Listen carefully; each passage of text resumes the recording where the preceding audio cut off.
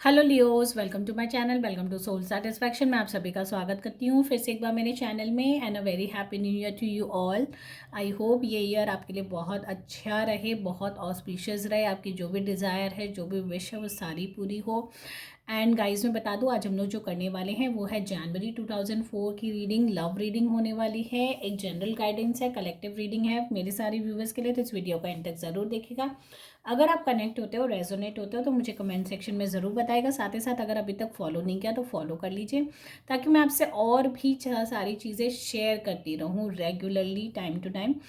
And आज हम लोग जो करने वाले हैं वो है लव रीडिंग। तो जितने भी लोग हैं लियो सनशाइन वाले हैं, जितने भी लियो सनशाइन वाले हैं, उनके लिए स्पेशली रीडिंग है।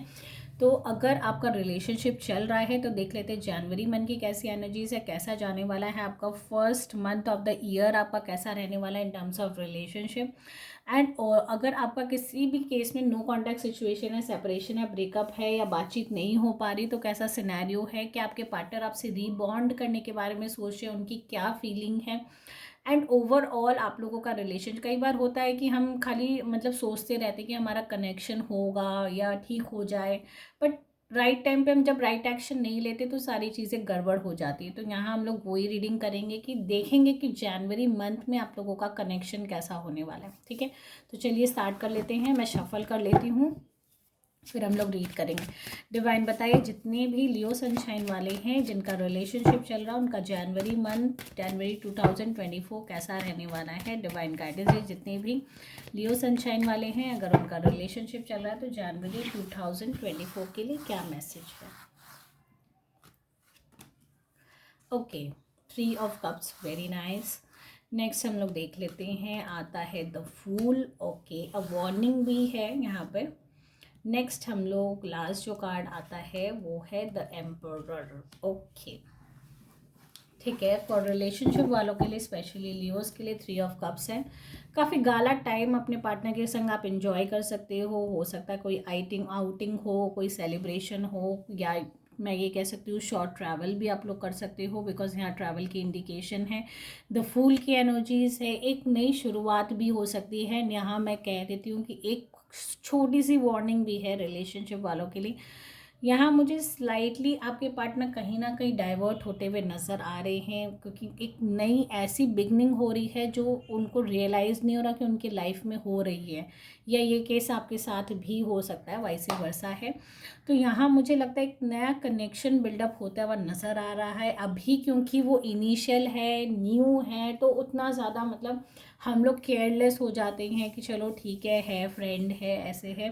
बट बाद में हो सकता है it may create some problem, it may create some nuisance, आप लोग के रिलेशनशिप के बीच में एक बड़ा डिफरेंस आ सकता है। तो यहाँ क्लियर इंडिकेशन है कि एक नए रिलेशनशिप की डेवलपमेंट हो रही है एज अ फ्रेंड ही, बट कहीं ना कहीं आपको प्रिकॉशंस और सोच समझ के आगे स्टेप लेने की भी ज़रूरत है। आपको बहुत ज़्यादा अपनी चीज़ों को पहले एनालाइज करना है। कई बार हमारा क्या होता है ना, इस मंथ आपको ये चीज़ होगी कि आप बहुत फास्ट एक्शन लेने के बारे में सोचोगे, एंड ये नहीं सोचोगे कि वो जो एक्शन मैंने लिया उसका आगे जाके रिएक्शन क्या होगा। ठीक है, कभी कभी हम लोग बिना सोचे समझे कहते हैं ना कि स्टेप ले लेते हैं, now later on we regret कि हमें ऐसा नहीं करना चाहिए, क्योंकि ये इनिशियल है, क्योंकि ये बिगनिंग है। ये नए रिलेशनशिप में अगर आप आए हो तो उस चीज़ के लिए भी है कि दो आप लोग बहुत अच्छे दोस्त हो, एक नए रिलेशनशिप की इंडिकेशन भी यहाँ है। अगर अभी तक प्लान कर रहे थे कि प्रपोज करेंगे या नया रिलेशनशिप सेटल नहीं, देखिए प्यार अचानक से हो जाता है। Somebody likes you and spend more time with you, आपसे बात करना एंड आपसे कहीं ना कहीं कनेक्शन हो जाता है। हम फोर्सफुली किसी चीज़ को नहीं कर पाते, बट जो आदमी इंटरेस्टेड है वो डेफिनेटली आपको अपना वक्त देगा, वो डेफिनेटली आपसे कांटेक्ट करेगा, वो डेफिनेटली आपके संग वक्त बिताने की कोशिश करेगा।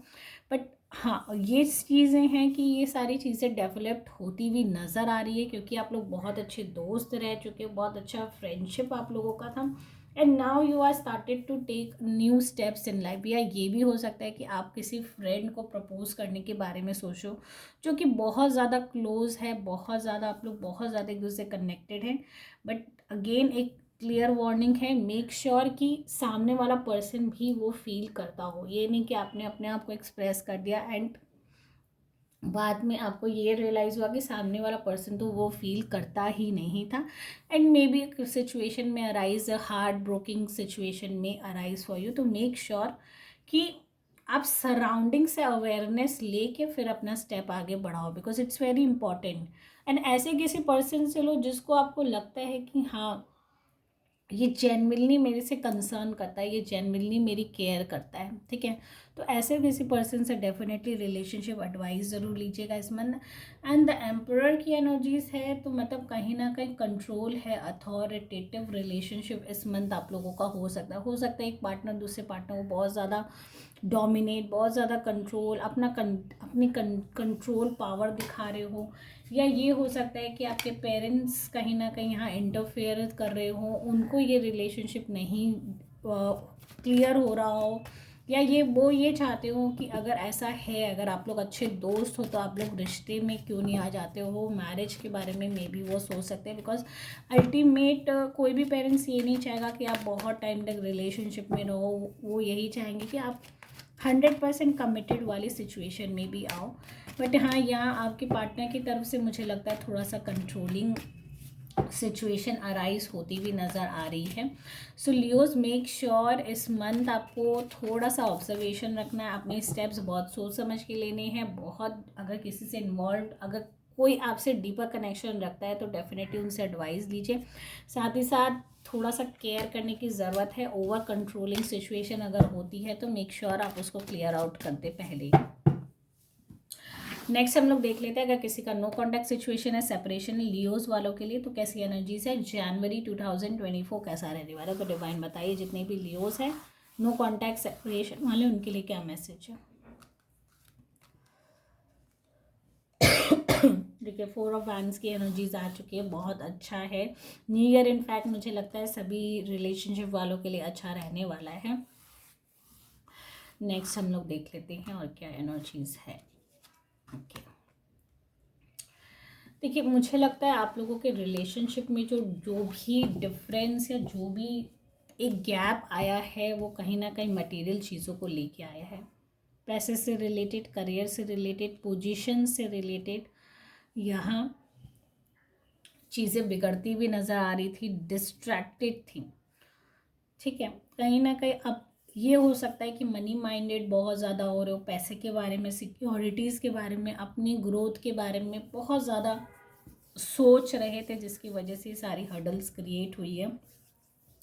टॉकिंग अबाउट जनवरी मंथ, मुझे लगता है स्टेबिलिटी आ सकती है, ठीक है। आप लोग दोनों के रिलेशनशिप में एक कमबैक हो सकता है, बिकॉज कहीं ना कहीं अगर आप यहाँ देखो, दोनों ही पर्सन बहुत ज़्यादा, मतलब दोनों ही पर्सन बहुत ज़्यादा चीज़ों के बारे में सोच रहे, स्पेशली अगर मैं फीमेल साइड की बात करूँ तो डेफिनेटली वो सोच रही हैं बहुत ज़्यादा अपनी।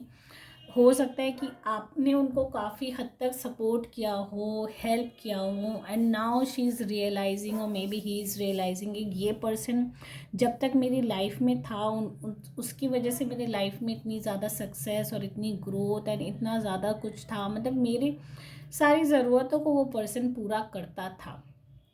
एंड यहाँ अगर आप ये सिचुएशन देखो, एक पर्सन दे रहा है, दूसरा ले रहा है, तो ये गिव एंड टेक वाली सिचुएशन भी आप लोगों के बीच में थी।